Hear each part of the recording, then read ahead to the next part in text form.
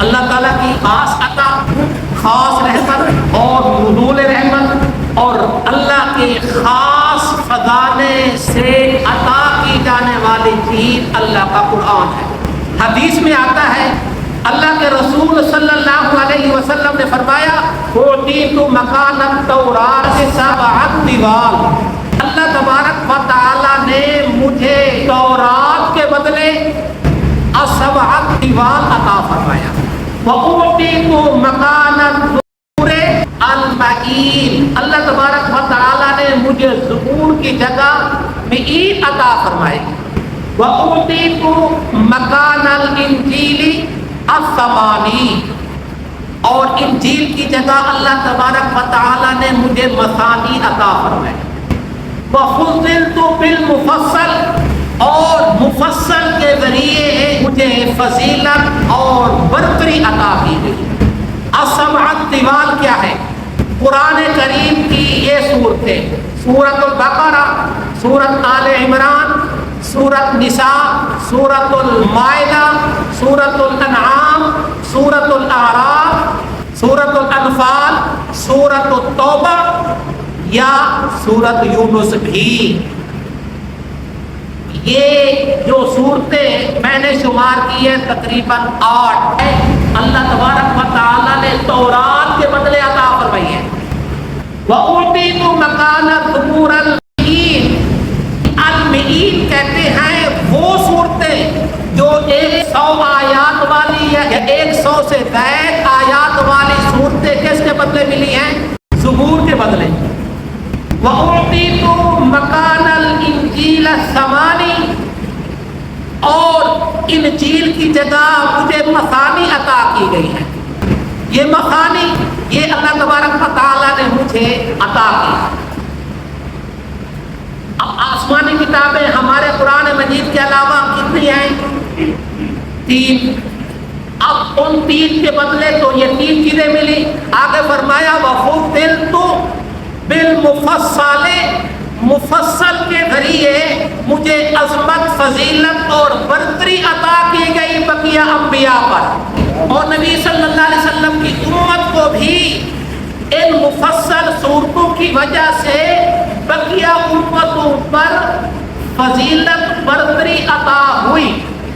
اور ہر صورت ایک مکمل صحیفہ ہے، ایک ٹاپک ہے، ہر صورت اپنے اندر جامعیت بھی رکھتی ہے، اور قرآن کریم کی ہر صورت فائدے سے بھرپور اور نعمت سے معمور ہے کہ اللہ تعالیٰ نے اس امت کو قرآن مجید جیسی عظیم اور جامع کتاب عطا فرمائی ہے، جن میں سابقہ آسمانی کتابوں کے مضامین، احکام، نصیحتیں اور ہدایت نہایت کامل، اکمل، مکمل انداز میں جمع کر دی گئی۔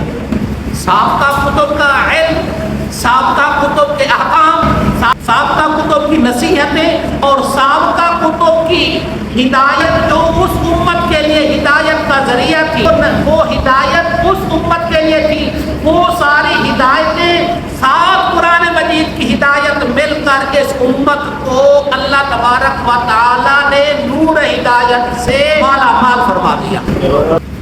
آقا صلی اللہ علیہ وسلم نے 2 چیزوں کی عظمت بیان کی، ایک کلام اللہ کی اور دوسری مساجد اللہ کی۔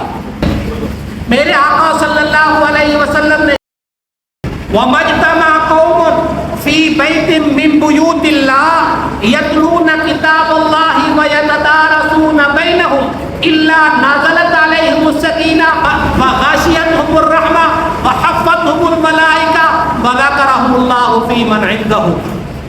اس ارشاد پاک میں پیارے نبی صلی اللہ علیہ وسلم نے اس امت کو ملنے والے 4 عظیم انعام کا تذکرہ فرمایا۔ کیا فرمایا؟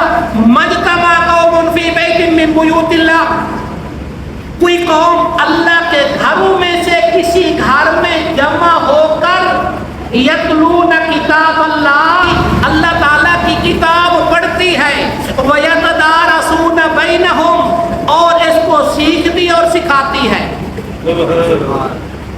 ویتدارسون بینہم، اور اس کو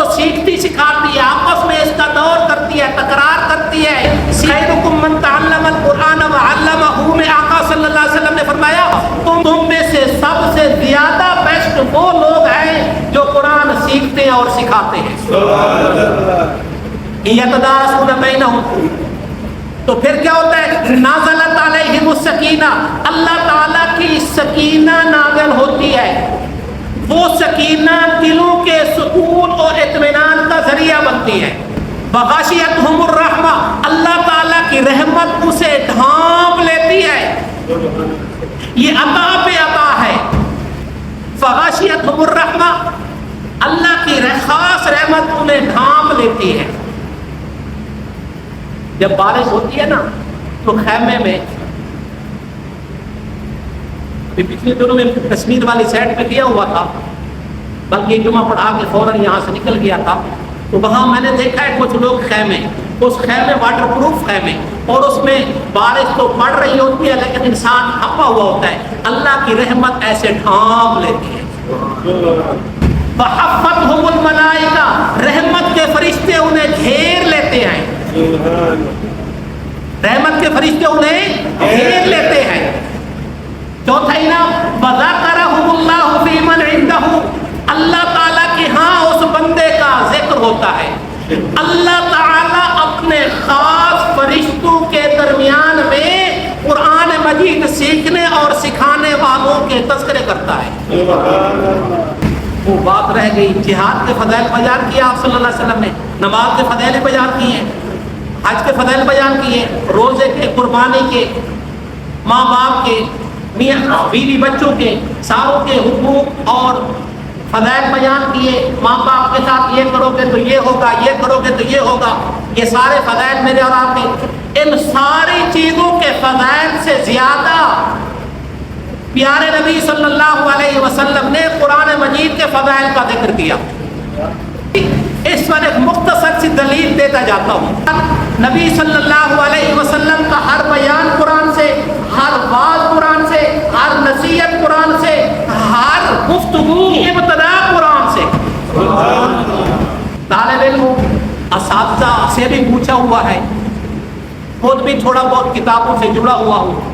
پیارے نبی صلی اللہ علیہ وسلم نے اپنا کوئی واز، نصیحت، بیان، تقریر، ٹاپک سوا قرآن کے شروع ہی نہیں ہوا، سوا 2 مرتبہ کے. تو آقا صلی اللہ علیہ وسلم نے کتنی دفعہ بیان کیا ہو کوئی شمار کر سکتا ہے؟ کتنی دفعہ نصیحت کی ہوگی کوئی شمار کر سکتا ہے؟ کتنی دفعہ واز کیا ہوگا کوئی شمار کر سکتا ہے؟ 2 دفعہ کے علاوہ ہر دفعہ آپ نے اپنی بات کی ابتدا اللہ تعالیٰ کی بات یعنی قرآن سے شروع کی. اب ذرا شروع حدیث سے پھر آتے ہیں. اس حدیث میں لفظ ہے مسجد میں آ کر. آج کل کیا کہتے ہیں کہ جی ہمارے پاس آلات ہیں اور بہترین معلم ہیں، وہ ہم ان سے سیکھ رہے ہیں، وہ سکھا رہے ہیں. اللہ اس کے رسول کا فرمان سنیے، 32 سے زیادہ کتب احادیث میں یہ روایت موجود ہے، آپ کے امام نے دیکھی ہے. اگر تو کیا مجتمع قوم فی بیت من بیوت اللہ، اللہ کے گھروں میں سے کسی گھر میں یتلون کتاب اللہ، کتاب سیکھتے ہیں. حضرت عمر رضی اللہ تعالیٰ عنہ نے کہا تھا، جس وقت نبی صلی اللہ علیہ وسلم نے فرمایا ہم اللہ کی عبادت کے لیے وضو کر رہے ہیں، حضرت عمر نے کہا اللہ کی عبادت اللہ کے گھر میں، فرمایا کمزور ہے. پھر عمر نے کیا کہا میرے اسلام لانے سے یہ چھپ کر کیوں عبادت ہو، پڑھیں گے آج کعبہ میں غوروں کے جس کی طاقت ہو. آگے شعر ہے لیکن میں بات بالکل ٹائم ساتھ نہیں دے رہا، تو اب میں اس کو یوں کہتا ہوں کہ انشاءاللہ آپ کا امام نے نیت کر لی ہے، انشاءاللہ آپ نے نیت کر لی ہے. اب یہ مہینے قرآن کے چلے گے، اور مجھے پتا ہے، تجربہ ہے، سنا ہے کہ جس چیز کی اہمیت بار بار بار بار بلکہ 1000 بار کی جائے، اس کی اہمیت جا کے دل میں بیٹھتی ہے. شروع کر دیتے ہیں، کچھ آپ بھی ساتھ دے دیں. تو پہلی چیز مجتمع قوم فی بیت من بیوت اللہ. دوسری چیز یتدارسون بینہم سے معلوم ہوتا ہے کہ قرآن مجید صرف پڑھنا نہیں، قرآن مجید کا جہاں بھی تذکرہ آتا ہے تو وہاں سمجھنا بھی ہے اور صحیح پڑھنا بھی ہے. اس پر میں گزشتہ دروس میں دلائل دے چکا ہوں قرآن مجید صرف پڑھنا ٹھیک ہے یا صحیح پڑھنا ٹھیک ہے؟ صحیح پڑھنا۔ تو فرمایا قرآن مجید سیکھنا بھی ہے، سمجھنا بھی ہے اور عمل بھی کرنا ہے اور آگے پہنچانا بھی ہے۔ میرے اور آپ کے نبی صلی اللہ علیہ وسلم نے 23 سال کس چیز کو پہنچایا؟ قرآن مجید کو۔ آپ اسلام کا منع کرے، دین کا منع کرے، شریعت پہنچائی، دین پہنچایا، اسلام پہنچایا، یہ ساری چیزیں کس میں آئیں؟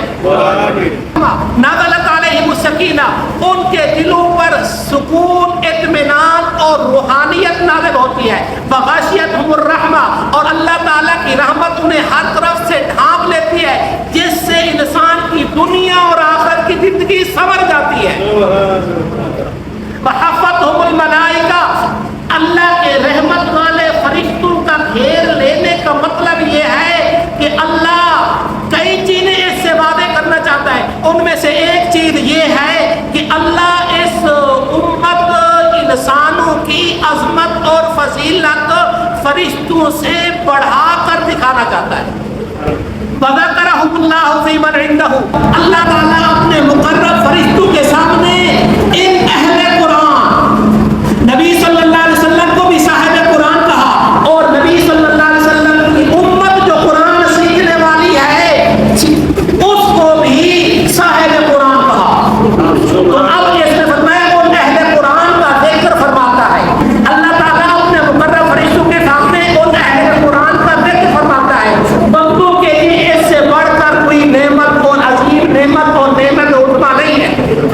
قرآن کی محنت رحمت الہی کا خزانہ ہے، قرآن کی مجلس ایمان، سکون قلب اور رحمت الہی کے حصول اور نزول کا سب سے بڑا ذریعہ ہے۔ جو لوگ قرآن مجید سے تعلق مضبوط کرتے ہیں اللہ تعالیٰ انہیں زمین پر ہدایت، راحت، رحمت، سکون اور آسمانوں میں عزت عطا فرماتا ہے۔ آخری بات کرنے لگا ہوں، میرے اور آپ کے نبی صلی اللہ علیہ وسلم کے کئی معجزے ہیں۔ میرے اور آپ کے نبی صلی اللہ علیہ وسلم کا اصل معجزہ قرآن مجید ہے۔ معجزہ کہتے ہیں عاجز کر دینے کو۔ مشرکین مکہ کو اگر عاجز کیا تو قرآن مجید نے کیا۔ مشرکین مکہ کو اگر تکلیف ہوئی تو قرآن مجید سے ہوئی۔ مشرکین مکہ آپ صلی اللہ علیہ وسلم کے ساتھ ملنا چاہتے تھے، آپ کی مجلس میں بیٹھنا چاہتے تھے، آپ صلی اللہ علیہ وسلم سے ایک ڈیمانڈ کی، اس قرآن مجید کو اپنے اور ہمارے درمیان سے ہٹا دو۔ یہ میں قرآنی آیات کا مفہوم بتا رہا ہوں، ایسی بات نہیں، اللہ کی بات کر رہا ہوں۔ قرآن مجید ہی مشرکین کو سب سے زیادہ تکلیف دینے والا ہے، وہ اس کو ہٹانا چاہتے تھے۔ پیارے پیغمبر صلی اللہ علیہ وسلم سے کہا اس کو بیچ میں ہٹا دو، ہماری صلح ہو جائے گا، دشمنیاں دوستیوں میں بدل جائے گی۔